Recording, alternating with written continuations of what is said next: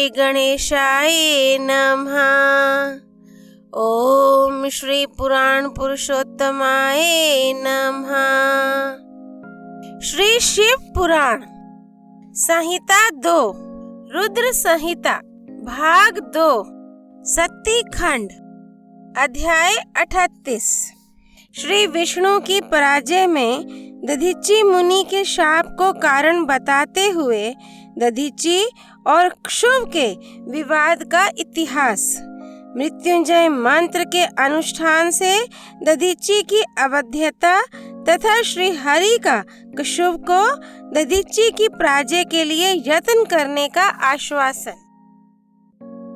सूत जी कहते हैं, महर्षियों, अमित बुद्धिमान ब्रह्मा जी की कही हुई यह कथा सुनकर द्विज श्रेष्ठ नारद विस्मय में पड़ गए। उन्होंने प्रसन्नता पूर्वक प्रश्न किया। नारद जी ने पूछा, पिताजी, भगवान विष्णु शिव जी को छोड़कर अन्य देवताओं के साथ दक्ष के यज्ञ में क्यों चले गए, जिसके कारण वहां उनका तिरस्कार हुआ? क्या वे प्रलयकारी पराक्रम वाले भगवान शंकर को नहीं जानते थे? फिर उन्होंने अज्ञानी पुरुष की भांति रुद्र गणों के साथ युद्ध क्यों किया? करुणानिधे, मेरे मन में यह बहुत बड़ा संदेह है। आप कृपा करके मेरे इस संशय को नष्ट कर दीजिए और प्रभु, मन में उत्साह पैदा करने वाले शिव चरित्र को कहिए। ब्रह्मा जी ने कहा, नारद, पूर्व काल में राजा क्षुभ की सहायता करने वाले श्री हरि को दधीचि मुनि ने शाप दे दिया था, जिससे उस समय वे इस बात को भूल गए और वे दूसरे देवताओं को साथ ले दक्ष के यज्ञ में चले गए। दधीचि ने क्यों शाप दिया, यह सुनो। प्राचीन काल में कुशुभ नाम से प्रसिद्ध एक महातेजस्वी राजा हो गए हैं। वे महाप्रभावशाली मुनीश्वर दधीचि के मित्र थे। दीर्घ काल की तपस्या के प्रसंग से कुशुभ और दधीचि में विवाद आरंभ हो गया, जो तीनों लोकों में महान अनर्थकारी के रूप में विख्यात हुआ। उस विवाद में वेद के विद्वान शिव भक्त दधीचि कहते थे कि शूद्र, वैश्य और क्षत्रिय इन तीनों वर्णों से ब्राह्मण ही श्रेष्ठ है, इसमें संशय नहीं है। महामुनि दधीचि की वह बात सुनकर धन वैभव के मद से मोहित हुए राजा क्षुभ ने उसका इस प्रकार प्रतिवाद किया। क्षुभ बोले, राजा इंद्र आदि 8 लोकपालों के स्वरूप को धारण करता है। वह समस्त वर्णों और आश्रमों का पालक एवं प्रभु है, इसलिए राजा ही सबसे श्रेष्ठ है। राजा की श्रेष्ठता का प्रतिपादन करने वाली श्रुति भी कहती है कि राजा सर्वदेवमय है। मुने, इस श्रुति के कथनानुसार जो सबसे बड़ा देवता है वह मैं ही हूँ। इस विवेचन से ब्राह्मण की अपेक्षा राजा ही श्रेष्ठ सिद्ध होता है। च्यवन नंदन, आप इस विषय में विचार करें और मेरा अनादर ना करें, क्योंकि मैं सर्वथा आपके लिए पूजनीय हूँ। राजा कुशुभ का यह मत श्रुतियों और स्मृतियों के विरुद्ध था। इसे सुनकर भृगुकुल भूषण मुनि श्रेष्ठ दधीचि को बड़ा क्रोध हुआ। मुने, अपने गौरव का विचार करके कुपित हुए महातेजस्वी दधीचि ने कुशुभ के मस्तक पर बाएं मुक्के से प्रहार किया। उनके मुक्के की मार खाकर ब्रह्मांड के अधिपति कुत्सित बुद्धि वाले कुशुभ अत्यंत कुपित हो गरज उठे और उन्होंने वज्र से दधीचि को काट डाला। इस वज्र से आहत हो भृगुवंशी दधीचि पृथ्वी पर गिर पड़े। भार्गव वंशधर दधीचि ने गिरते समय शुक्राचार्य का स्मरण किया। योगी शुक्राचार्य ने आकर दधीचि के शरीर को, जिसे कुशुभ ने काट डाला था, तुरंत जोड़ दिया। दधीचि के अंगों को पूर्ववत जोड़कर शिव भक्त शिरोमणि तथा मृत्युंजय विद्या के प्रवर्तक शुक्राचार्य ने उनसे कहा। शुक्र बोले, तात दधीचि, मैं सर्वेश्वर भगवान शिव का पूजन करके तुम्हें श्रुति प्रतिपादित महामृत्युंजय नामक श्रेष्ठ मंत्र का उपदेश देता हूँ। त्र्यंबकम यजामहे, हम भगवान त्र्यंबक का यजन आराधन करते हैं। त्र्यंबक का अर्थ है तीनों लोकों के पिता प्रभावशाली शिव। वे भगवान सूर्य, सोम, और अग्नि तीनों मंडलों के पिता हैं। सत्व, रज और तम तीनों गुणों के महेश्वर हैं।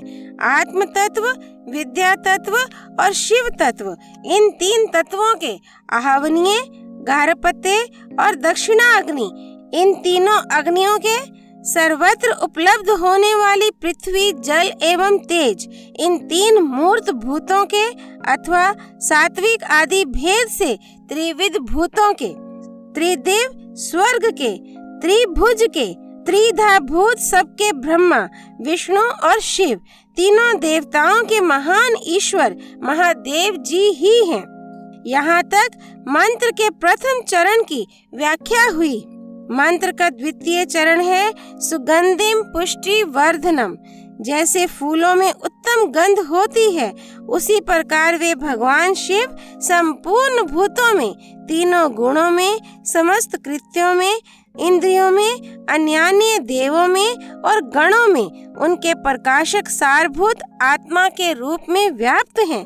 अतएव सुगंध युक्त एवं संपूर्ण देवताओं के ईश्वर हैं। यहाँ तक सुगंधिम पद की व्याख्या हुई। अब पुष्टि वर्धनम की व्याख्या करते हैं।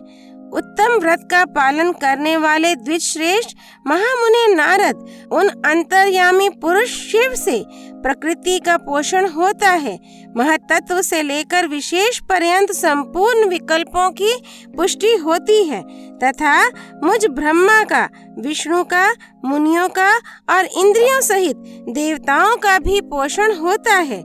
इसलिए वे ही पुष्टि वर्धन हैं। अब मंत्र के तीसरे और चौथे चरण की व्याख्या करते हैं।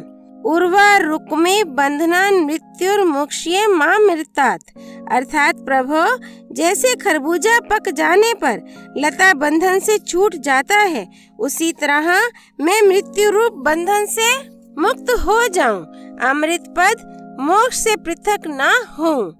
वे रुद्रदेव अमृत स्वरूप हैं, जो पुण्य कर्म से, तपस्या से, स्वाध्याय से, योग से अथवा ध्यान से उनकी आराधना करता है, उसे नूतन जीवन प्राप्त होता है। इस सत्य के प्रभाव से भगवान शिव स्वयं ही अपने भक्त को मृत्यु के सूक्ष्म बंधन से मुक्त कर देते हैं, क्योंकि वे भगवान ही बंधन और मोक्ष देने वाले हैं। ठीक उसी तरह जैसे उर्वा रुख अर्थात ककड़ी का पौधा अपने फल को स्वयं ही लता के बंधन में बांधे रखता है और पक जाने पर स्वयं ही उसे बंधन से मुक्त कर देता है। यह मृत संजीवनी मंत्र है, जो मेरे मत से सर्वोत्तम है। तुम प्रेम पूर्वक नियम से भगवान शिव का स्मरण करते हुए इस मंत्र का जप करो। जप और हवन के पश्चात इसी से अभिमंत्रित किए हुए जल को दिन और रात में पियो तथा शिव विग्रह के समीप बैठकर उन्हीं का ध्यान करते रहो। इससे कहीं भी मृत्यु का भय नहीं रहता। न्यास आदि सब कार्य करके विधिवत भगवान शिव की पूजा करो। ये सब करके शांत भाव से बैठकर भक्त वत्सल शंकर का ध्यान करना चाहिए। मैं भगवान शिव का ध्यान बता रहा हूँ, जिसके अनुसार उनका चिंतन करके मंत्र जप करना चाहिए।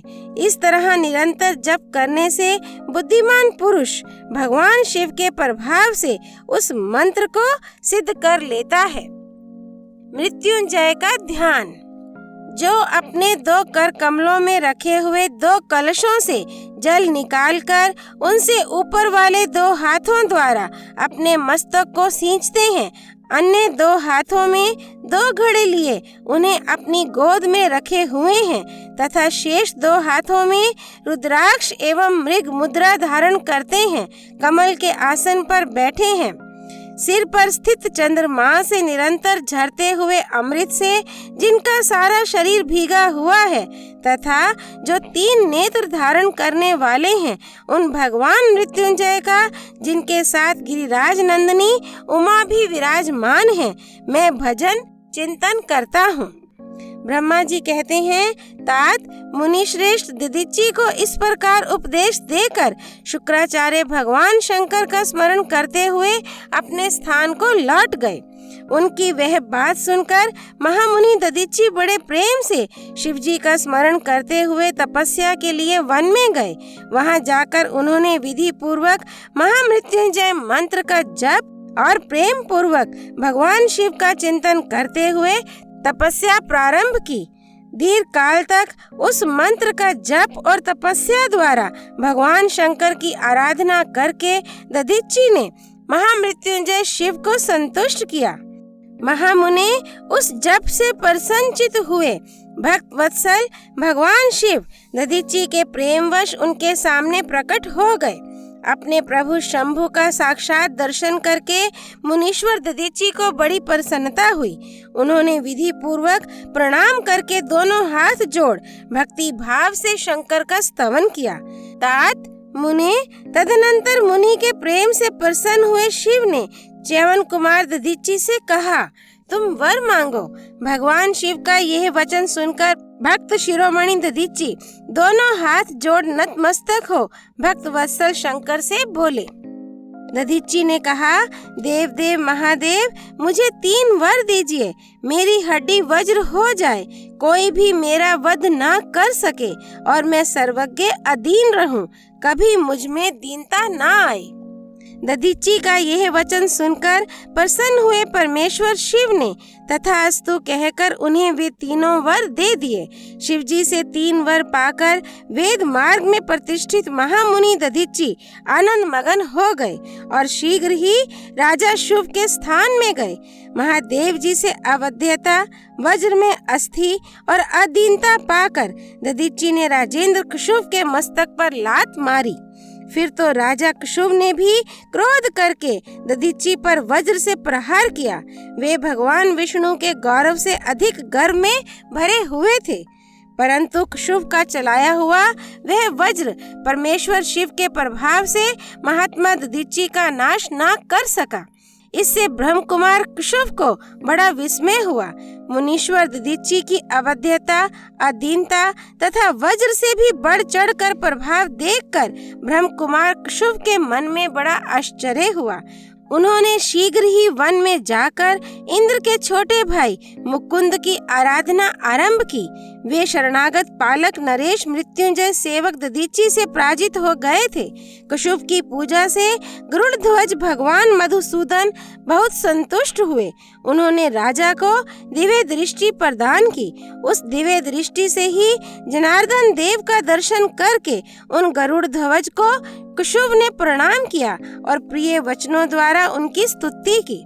इस प्रकार देवेश्वर आदि से प्रशंसित उन अजय ईश्वर श्री नारायण देव का पूजन और स्तवन करके राजा ने भक्ति भाव से उनकी ओर देखा तथा उन जनार्दन के चरणों में मस्तक रखकर प्रणाम करने के पश्चात उन्हें अपना अभिप्राय सूचित किया।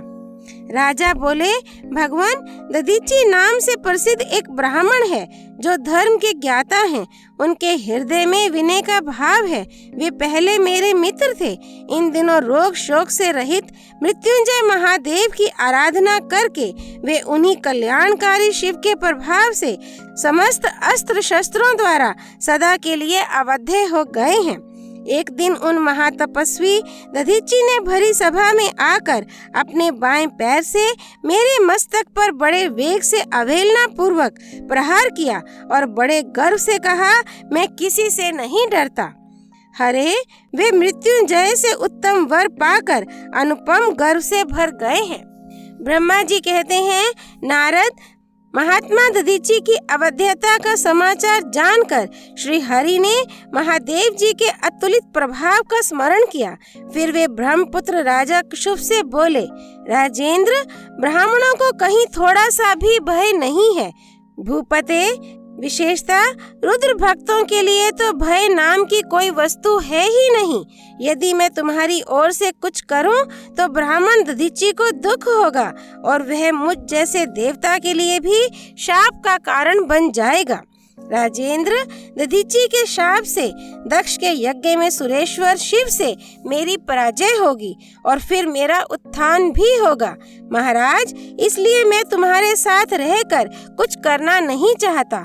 मैं अकेला ही तुम्हारे लिए दधीचि को जीतने का प्रयत्न करूंगा। भगवान विष्णु का यह वचन सुनकर कश्यप बोले, बहुत अच्छा, ऐसा ही हो।